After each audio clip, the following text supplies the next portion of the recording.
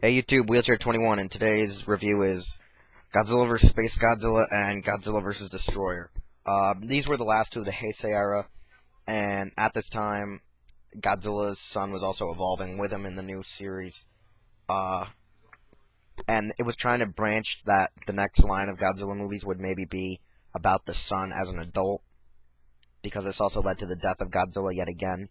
Godzilla vs. Space Godzilla was that out in space, Mothra can sense an entity while it was going to stop the meteor from crashing to Earth. It sensed this entity, this demonic energy, and wasn't sure what it was. At the same time, the Earth gets this warning, like NASA's warning them that this meteor, another meteor, is heading towards Earth. A crystallized meteor of some sorts. So at the same time, working off of the damages of Mechagodzilla, they remade another mecha out of it. They made MOGERA, an old Showa monster, now actually a mecha that can gatai, or combine. The Star Falcon and this drill tank. They bring the two of them, they go into this, they combine it and make MOGERA, they go into space and they encounter Spacegodzilla.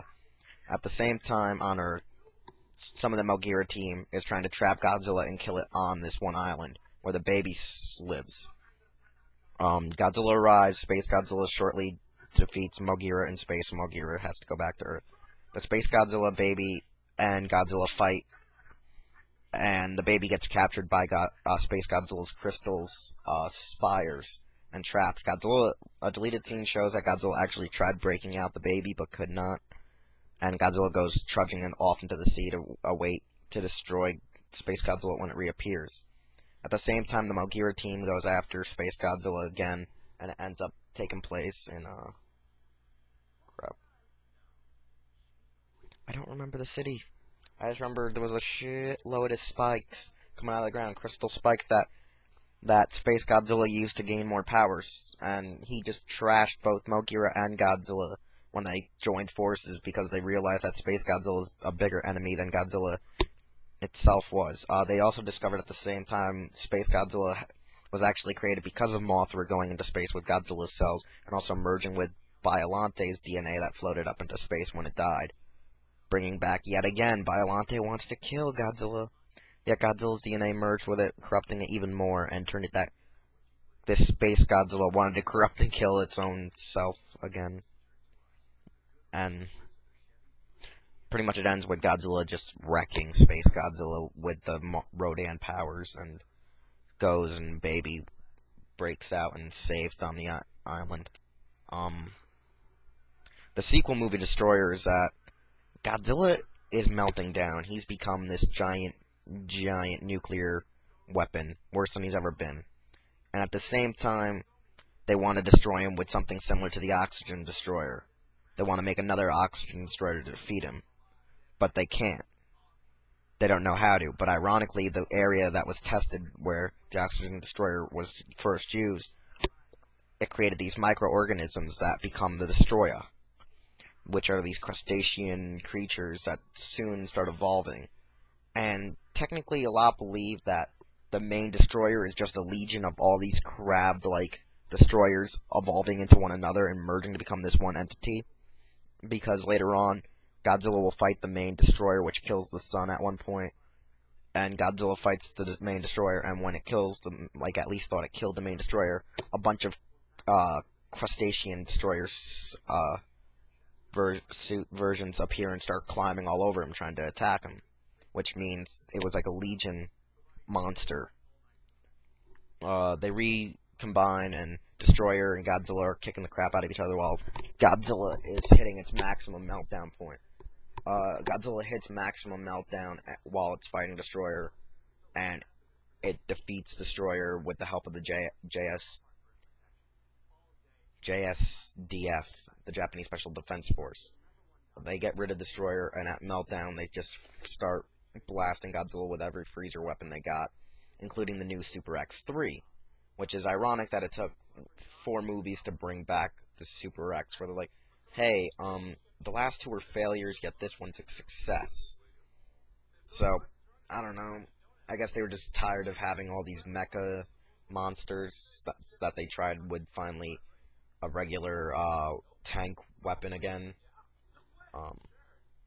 On the cover, it shows 2 Super X3s. There was only one in the actual thing.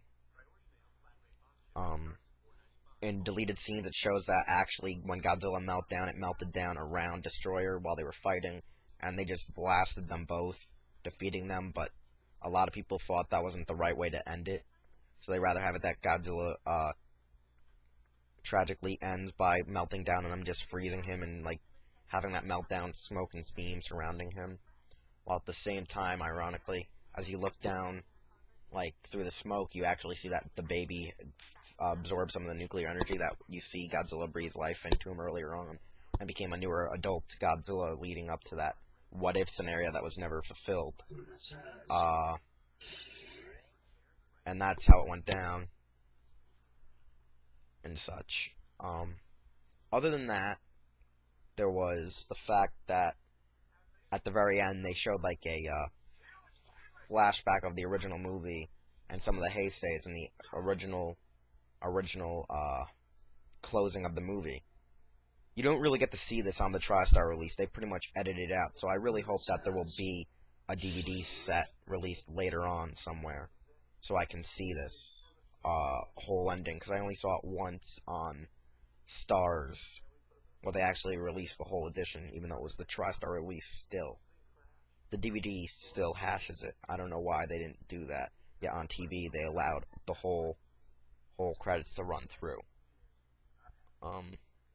Both of these movies have great monster battles. It's well done for Godzilla movies of the Heisei Era. My only problem is I just can't get into Space Godzilla as much as I can Destroyer. Space Godzilla seems kind of long than Destroyer. I think it's because also that, like, kind of Halo-ish kind of aliens theme where they fight the destroyers in the warehouse, the smaller versions before they start evolving.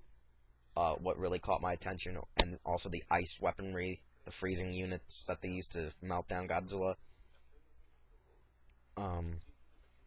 I don't know why, it's just that Space Godzilla, it's a good movie, it's just not one of my favorites. The only part that I like is the final battle and MOGERA, because MOGERA was the shit in that movie, because it was actually a mecha.